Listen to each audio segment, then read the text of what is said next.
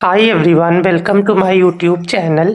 इस वीडियो में हम क्लास 10th मैथ्स का थर्ड चैप्टर पढ़ने वाले हैं, जिसका नेम है pair of linear equations in two variables. इस वीडियो को स्टार्ट करने से पहले मैं आपको बता दूं कि ये इस चैप्टर का इंट्रोडक्शन होने वाला है, जिसमें हम इस चैप्टर में जो भी टॉपिक्स हैं उनको पढ़ेंगे और खासकर उन टॉपिक्स को पढ़ेंगे बेसिकली जो आपकी एक्सरसाइज 3.1 में यूज होंगे। ओके, तो चलिए अब हम बिना किसी देरी के वीडियो को स्टार्ट करते हैं। चैप्टर का नेम है pair of linear equations in two variables. तो यहाँ पे आप देखेंगे तो बहुत सारी चीज़ें आ गई, पेयर आ गया, लीनियर इक्वेशंस, वेरिएबल्स, बहुत कुछ आ गया। तो चलिए हम बिल्कुल बेसिक से स्टार्ट करते हैं जो आपको ऑलरेडी पता है। जैसे आपको लीनियर इक्वेशन पता है क्या होती है। पिछले चैप्टर में पॉलिनोमियल्स वाले में हमने पढ़ा था कि लीनियर इक्वेशन क्या है। जैसे अगर मैं लिख दूं x प्लस 5 इक्वल टू 0, ठीक है, सिंपल सी इक्वेशन मैंने लिख ली। अब मैं बोल रहा हूं कि ये लीनियर इक्वेशन है। लीनियर इक्वेशन का क्या मतलब होता है? कोई भी इक्वेशन जिसमें उसके वेरिएबल की जो डिग्री होती है वो 1, ठीक है। जब वेरिएबल की डिग्री 1 होती है तो हम बोलते हैं लीनियर इक्वेशन। डिग्री का मतलब होता है वेरिएबल की पावर।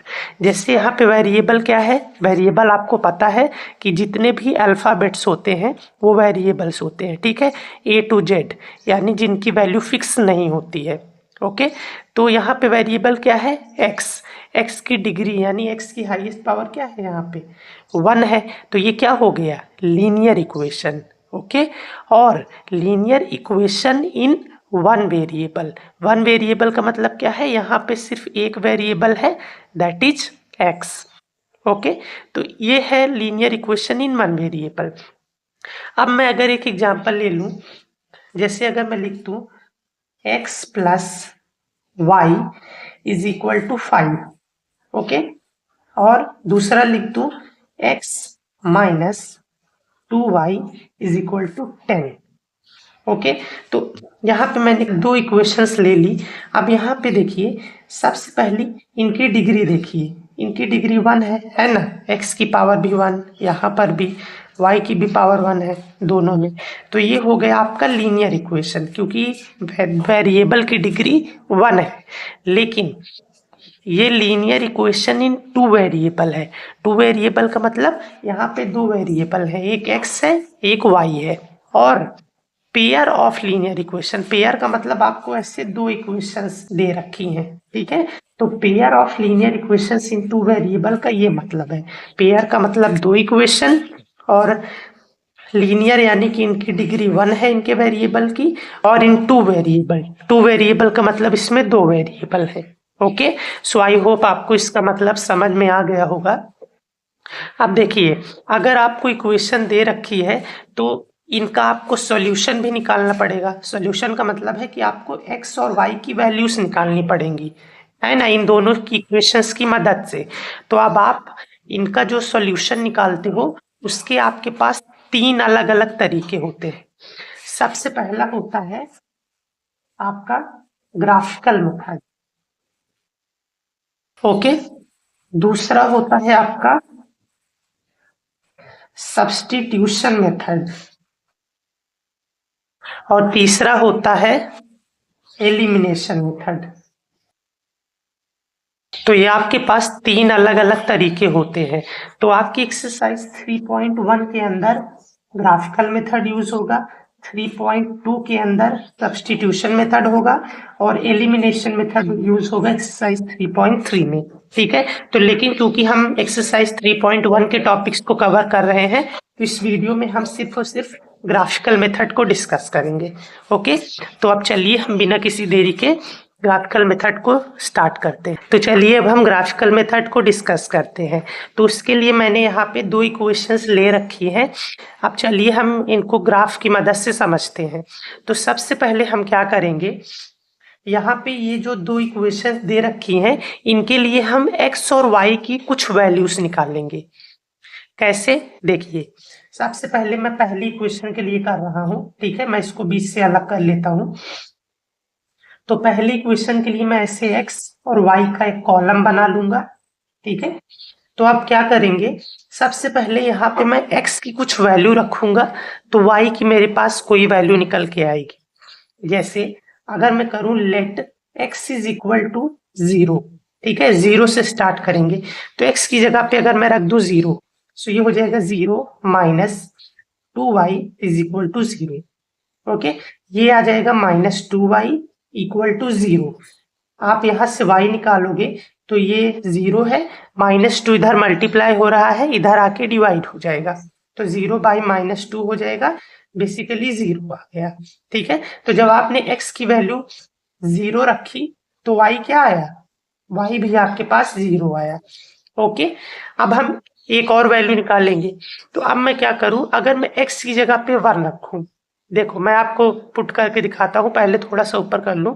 तो ये हो जाएगा, अगर मैं let x is equal to 1 करूं तो क्या होगा, इक्वेशन ये है x की जगह पे 1 माइनस 2y इक्वल टू 0, ठीक है।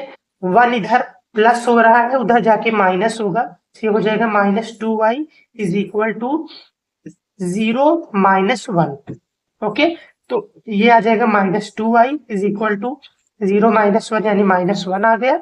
माइनस से माइनस कैंसिल, y निकालोगे तो ये 2 इधर मल्टीप्लाई हो रहा है, इधर आके डिवाइड हो जाएगा, तो y आ जाएगा 1/2। तो देखिए यहाँ पर आपने x की वैल्यू 1 रखी तो y 1/2 आई। अब देखिए जब आप ग्राफ पेपर पे इसको प्लॉट करेंगे तो 1/2 जब आप निकालोगे तो ये डेसिमल में आएगा, है ना, 0.5 ऐसे कुछ आएगा। अब इसको ग्राफ पे प्लॉट करने में दिक्कत आती है। दिक्कत क्यों आती है, क्योंकि वहाँ पे जो पॉइंट्स होते हैं वो बहुत छोटे छोटे होते हैं। तो इसीलिए हम क्या कोशिश करते हैं कि जो भी हमारी वैल्यू निकल के आए वो फ्रैक्शन में ना आए, क्योंकि फ्रैक्शन में आएगी तो उसका आंसर पॉइंट में आएगा और प्लॉट करने में दिक्कत आएगी। तो मतलब हमें ये कोशिश करनी है कि जो हमारा आंसर आए वो होल नंबर में आए। ओके, अब देखिए अगर मैं यहाँ पे x की जगह पे 2 रखूंगा तो ये 2 उधर जाके क्या होगा, -2 हो जाएगा, है ना। और ये y से मल्टीप्लाई हो रहा है और -2 कैंसिल हो जाएंगे। अगर नहीं समझ में आया मैं यहाँ पे बताता हूँ। अब क्या करेंगे, 1 वाला तो हम नहीं लेंगे, तो हम क्या करेंगे, let x is equal to 2, ठीक है। x मैं 2 लूंगा तो इस इक्वेशन में 2 रखो, x की जगह पे 2 माइनस 2y इक्वल टू 0। ये आ जाएगा -2y इज इक्वल टू 2 इधर प्लस हो रहा है, उधर जाके माइनस हो जाएगा, है ना, ये -2 हो जाएगा, माइनस से माइनस कैंसिल, y निकालोगे तो ये हो जाएगा 2/2, तो y कितना आएगा 1। तो जब आप x की वैल्यू 2 रखोगे तो y कितना आएगा, 1 आएगा। ओके, तो बस हम 2 पॉइंट्स निकाल लेंगे, इतना हमारे लिए काफी है, ठीक है। ये हो गया पहली इक्वेशन के लिए। अब दूसरी इक्वेशन के लिए निकालते हैं। तो देखिए दूसरी इक्वेशन आपके पास ये है, ठीक है। सबसे पहले क्या करता हूँ, मैं इस -20 को उधर भेज देता हूँ। 3x plus 4y equal to minus है उधर, उधर जाके प्लस हो जाएगा, ठीक है। इस तरीके से थोड़ा सा समझने में आसानी होगी कि हम वैल्यूज को कैसे पुट करेंगे। तो सबसे पहले क्या करेंगे, x और y की अब वैल्यू निकालनी है, तो ये अपना y बना लेंगे कॉलम, ठीक है। इस तरीके से सबसे पहले हम x की वैल्यू 0 रखेंगे, तो x इज इक्वल टू 0। तो यहाँ पे अब ठीक है, अब ये वाली इक्वेशन देखना, ठीक है, क्योंकि हमने इसको इस फॉर्म में लिख दिया। तो 3x की जगह पे 0 प्लस 4y इक्वल टू 20, ये पूरा 0 हो गया, ठीक है। 0 plus 4y is equal to 20। तो अब ये आ गया 4y इज इक्वल टू 20। आप इसको कैंसिल करोगे तो 4 1 जा 4, 4 5 जा 20, तो y कितना आ गया 5। तो जब आपने x की वैल्यू 0 रखी तो y कितना आया 5 आया। ओके, अब सोचिए, अब मैं अगर x की वैल्यू 0 रख दी मैंने, अब अगर मैं 1 रखूं तो आप यहीं पे देख के समझिए, तो आप खुद सोचिए, अगर x की जगह पे 1 रखूंगा तो ये हो जाएगा 3 इंटू 1, ये आ जाएगा 3। अब इधर प्लस से उधर जाके माइनस होगा, तो 20 में से 3 जाएगा, कितना आएगा 17 आएगा, और 4 और 17 कैंसिल नहीं हो पाएंगे। ओके, अब अगर x की जगह पे 2 रखो तो ये हो जाएगा 3 और x की जगह पे 2, तो 3 × 2 6 हो जाएगा और यहाँ पे 20 है तो 20 में से 6 माइनस करेंगे 14 आएगा और 4 और 14 पूरी तरह कैंसिल नहीं होते, है ना। अब अगर x की जगह पे 3 रखूं तो 3 × 3 9, 20 में से 9 माइनस करेंगे तो कितना आएगा 11 और 4 और 11 नहीं कैंसिल होंगे। तो आप देख रहे हो x की वैल्यू जितना सोचते जा रहा हूँ कट नहीं रहा, तो आप क्या करो y की कुछ वैल्यू सोच लो, ठीक है। आप x की वैल्यू रख सकते हो, y की, दोनों सेम बात है, ठीक है। आप x रखोगे तो y निकल के आएगा, y रखोगे तो x आएगा। जैसे यहाँ पे 4, y की जगह पे अगर मैं 1 सोचूं तो 4 × 1 4 होगा, उधर जाके माइनस होगा 20 में से, तो 20 में से 4 जाएगा 16 आएगा और 3 और 16 नहीं कैंसिल होंगे, है ना। अब अगर y की जगह पे 2 रखूं तो 4 × 2 8 होगा, 20 में से उधर 8 माइनस होगा कितना आएगा 12 आएगा और 3 और 12 कैंसिल हो जाएंगे।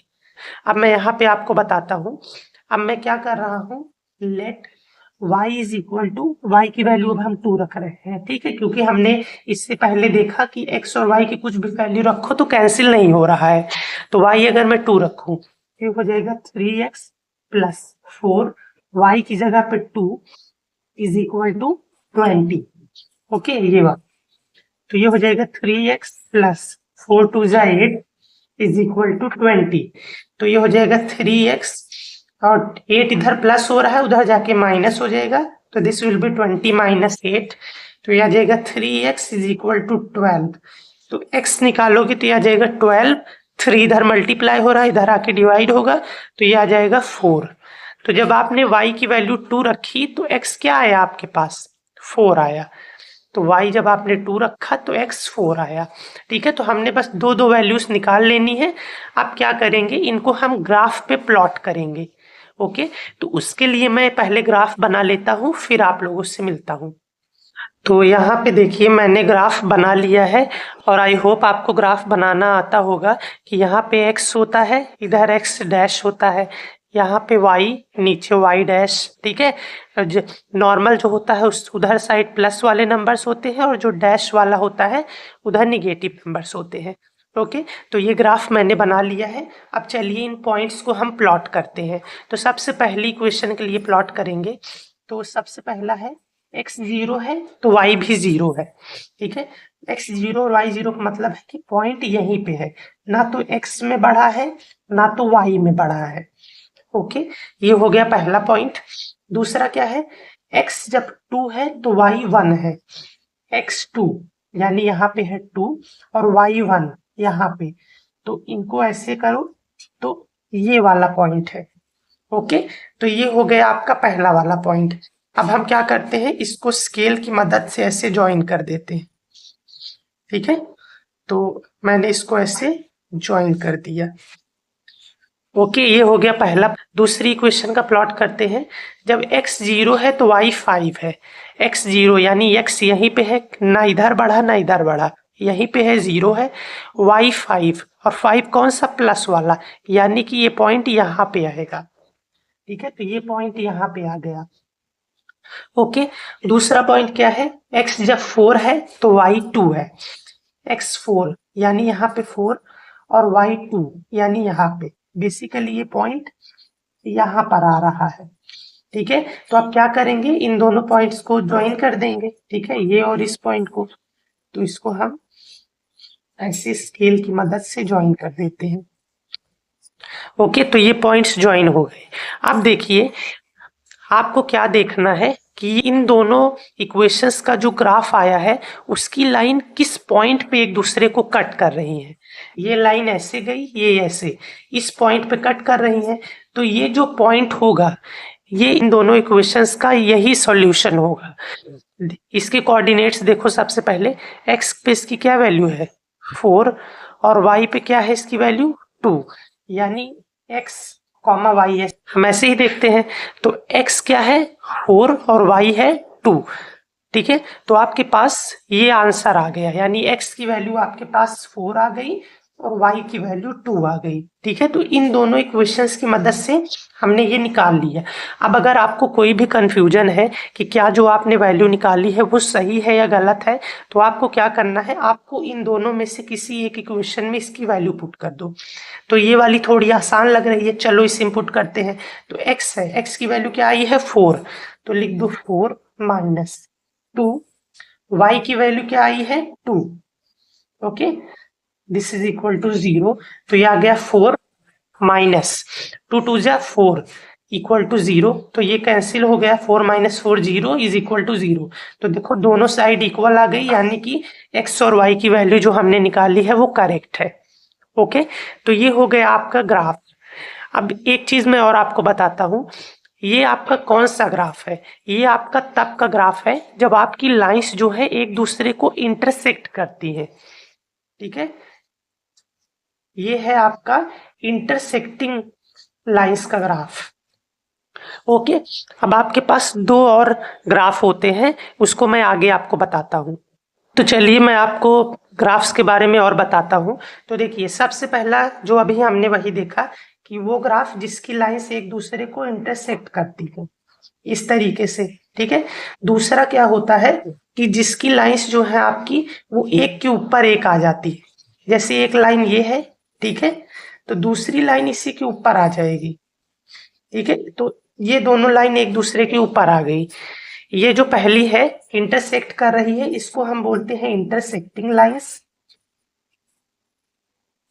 ओके, और दूसरी को हम बोलते हैं एक के ऊपर एक आ रही है, एक दूसरे को ओवरलैप कर रही है, या तो हम बोल सकते हैं कोइंसाइड कर रही है।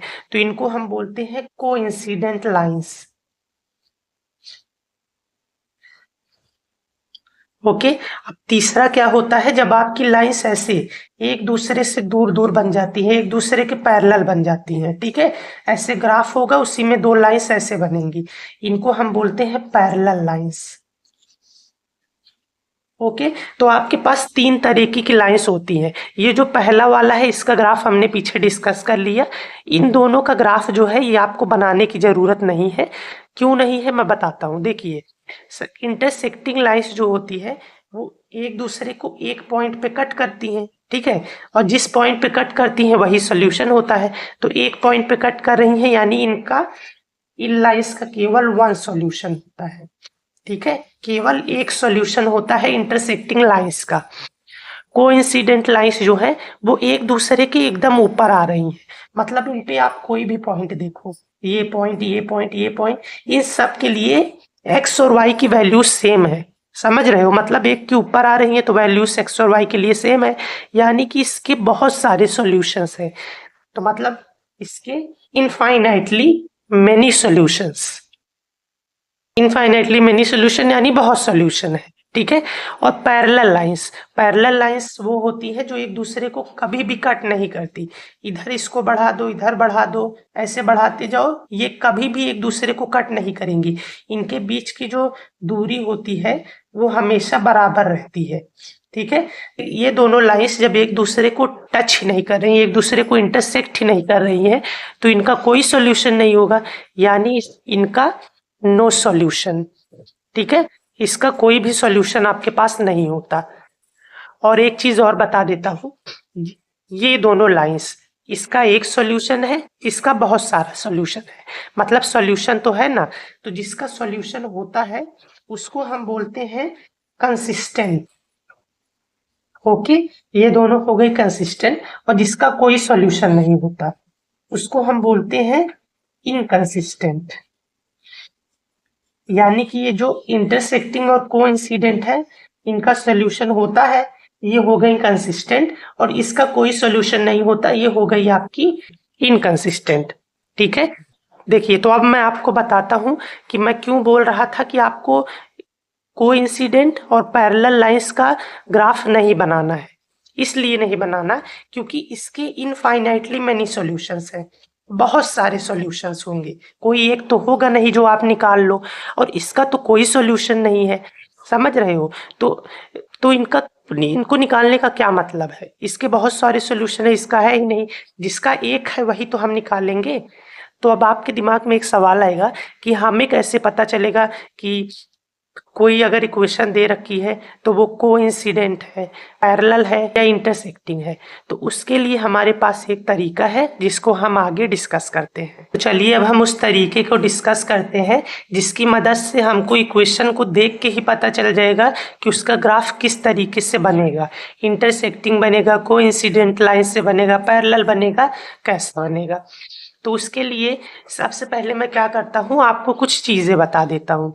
देखिए, मैं पहले ये इक्वेशन लिख लेता हूँ। क्या है, x minus 2y equal to 0। ये हो गई पहली इक्वेशन। और दूसरी इक्वेशन क्या है, 3x plus 4y minus 20 is equal to 0। ठीक है, ये हो गई आपकी इक्वेशंस। अब आपको पता है इनका जनरल फॉर्म क्या होता है, ax plus by plus c equal to 0। ठीक है, लीनियर इक्वेशन की जनरल फॉर्म यही होती है ना। अब देखिए यहाँ पे x और y ये तो आपको पता ही है कि वेरिएबल्स है। ये जो a b और c है ये क्या है, देखिए x के साथ जो है यहाँ पे वो a होगा, यानी कि इस इक्वेशन में a क्या है, x के साथ क्या है 1, तो a 1 आ गया। b क्या है, जो y के साथ है, ठीक है, तो y के साथ क्या है -2, तो b आ गया -2। और c क्या है, कांस्टेंट, तो यहाँ पे कांस्टेंट है नहीं, ये तो हम ऐसे +0 लिख दे तब भी सही है। तो यानी कि यहाँ पे कांस्टेंट कुछ नहीं है, यानी कि 0 है। ठीक है, तो यानी c 0 आ गया। ओके, अब दूसरी इक्वेशन में देखो, इस इक्वेशन में a क्या है, x के साथ जो है क्या है 3, b क्या है, b जो है आपका y के साथ होता है, यानी y के साथ 4 है। और c क्या है, कांस्टेंट, इसमें कांस्टेंट क्या है -20। ठीक है, तो यहाँ पे देखिए पहली इक्वेशन में ए बी सी ये आ गए, दूसरी इक्वेशन में ए आ गए। ठीक है, अब जो पहली इक्वेशन के लिए ए बी और सी होते हैं उनको हम बोलते हैं A1 B1 C1, और दूसरी इक्वेशन के लिए A2 B2 C2। ठीक है, समझ में आया, A1 B1 C1 पहली इक्वेशन के ABC और A2 B2 C2 दूसरी इक्वेशन के ABC।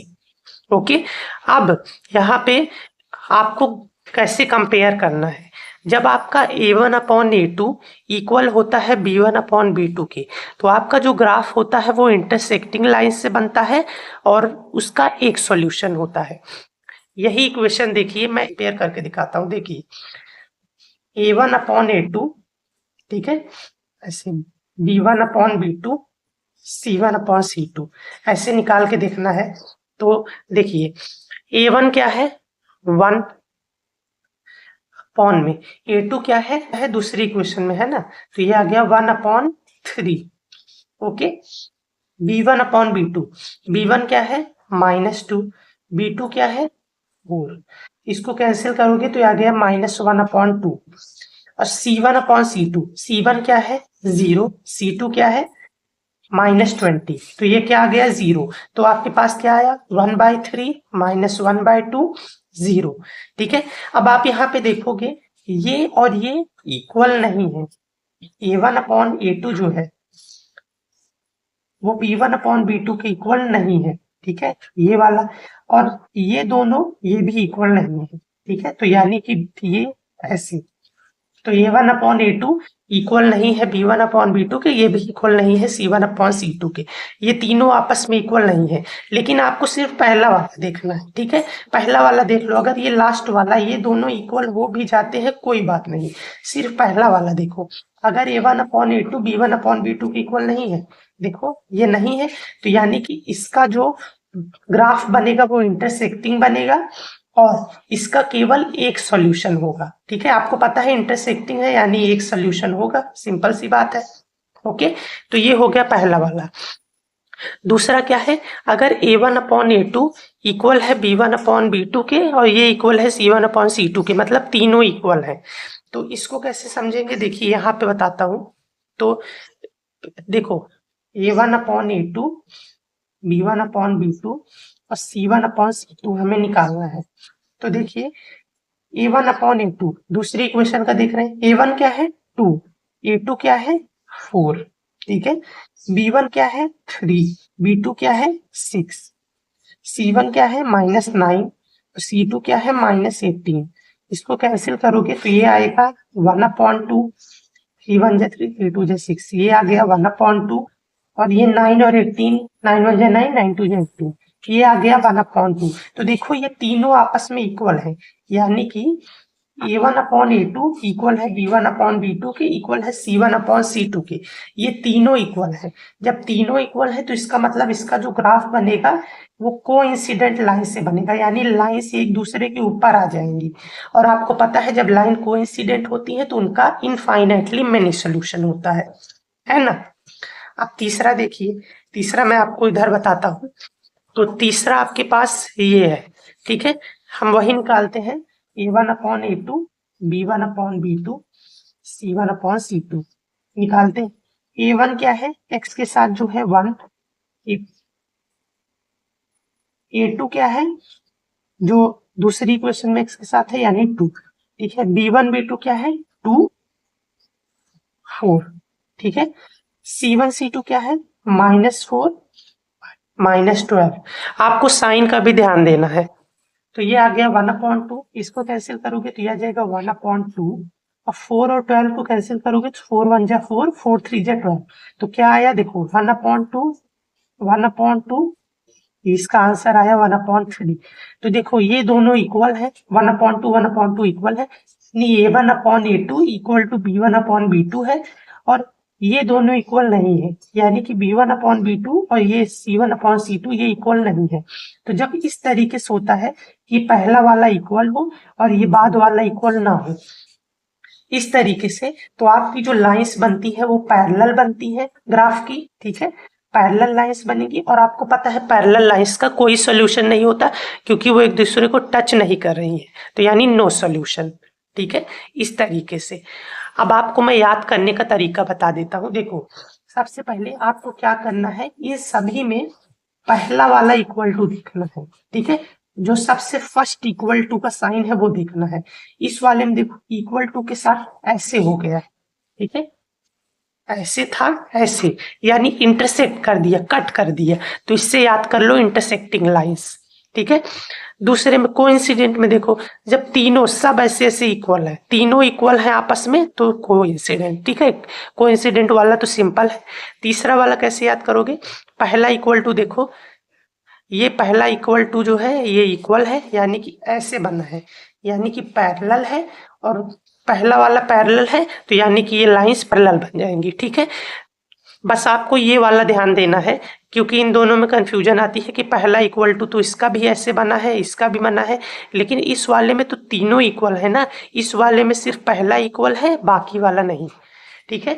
तो ये तरीका है इनको याद करने का, और आई होप आपको समझ में आ गया होगा। यहाँ पे हमारा इंट्रोडक्शन कंप्लीट होता है, और मैं आपको फिर से याद दिला देता हूँ कि हमने ग्राफिकल मेथड पढ़ा है क्योंकि वो आपकी एक्सरसाइज 3.1 में यूज़ होगा, ठीक है। बाकी मेथड्स को हम बाद में डिस्कस करेंगे आने वाली वीडियोस में, ओके। सो इस वीडियो के बाद हम एक्सरसाइज 3.1 को करेंगे। So thank you for watching this video. अब मैं मिलता हूँ आप लोगों से नेक्स्ट वीडियो में।